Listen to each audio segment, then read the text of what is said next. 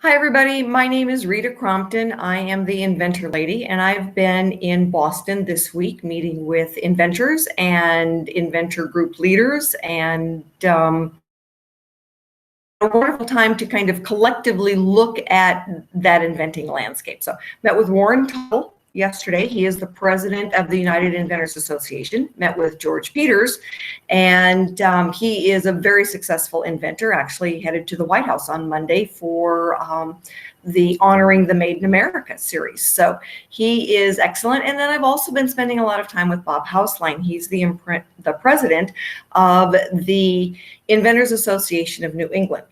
And one of the things that we have all noticed is you, the inventor, you are bombarded out there on the internet with information, and a lot of it's bad information.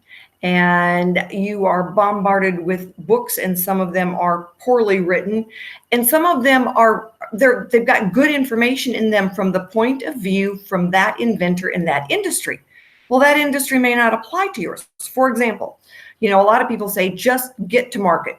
It's all about how fast can you get to market and protect the market. Don't worry about filing intellectual property. Well, that's fine, and it makes sense in technology, because if you do an app and you try to get a patent on it, it's obsolete before the patent ever issues. So in that arena, yes, that piece of advice, you'd certainly want to take it into consideration before you ran out the door. Now, if you've got software and hardware, different ball game. All right, don't overlook the value of the intellectual property. If you want to be a startup and you just want to go to market, you do not need a patent to go to market. You need to make sure you're not infringing on someone else, because it's no fun to get a cease and desist, right? But you don't need a patent to go to market. You can make a little gadget, you can make something, get out there. Now, the patent is what allows you to negotiate, and that's why in my last video, it's like, protect your most valuable asset. It is your patent. When you look at the negotiations, you've got two issues. All right. One, did you want to sell your intellectual property? Well, if you didn't file any, you don't have any to sell. You can't sell a business because you don't have a business yet. All you've got is maybe some prototypes, but there's no value yet to it. All right. And if someone copies you, you cannot tell them to stop because you didn't file any intellectual property. So the intellectual property is what allows you to negotiate. So for the independent inventor, it is your most valuable asset. Protect it. All right. So how do you do this? And with the idea, the title today is Don't Go It Alone. See if you've got a group, an inventor group in your area, because, usually the inventors, they're forming a community. So they can be a little, if somebody comes in there and they're trying to sell you a piece of junk for services, the other ones will call them on it. And so they give you that umbrella of protection. They give you a sense of, I did it and that was a mistake. Don't do it that way. So you can learn from other inventors' mistakes. When you go online, you settle for anything you find that tells you what you want to hear. That is not the right way to go about inventing. Don't do that. Inventing is hard work. It's going to cost money. It can be challenging.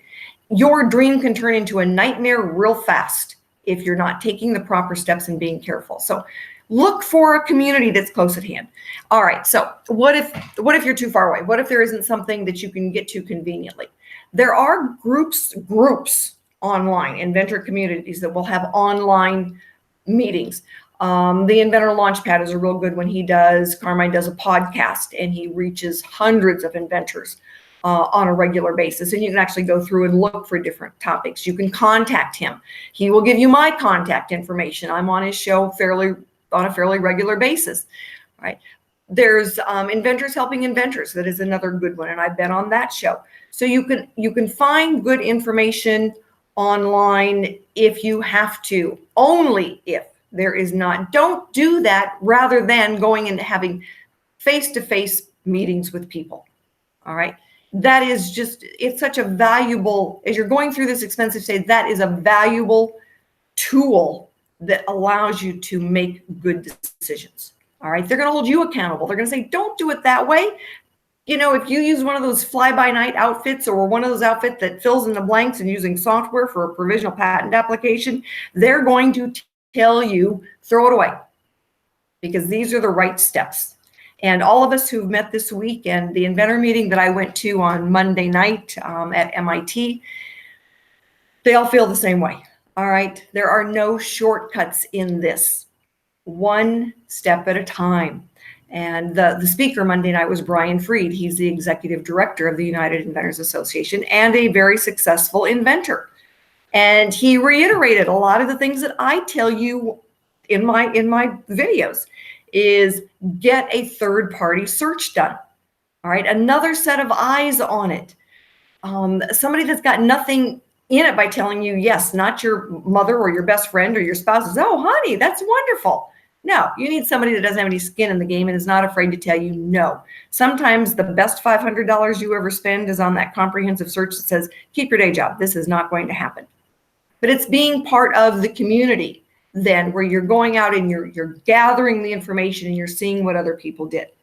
And the other thing that that Brian was very gracious at was to tell some of the other people in the room, it's like, do it the right way.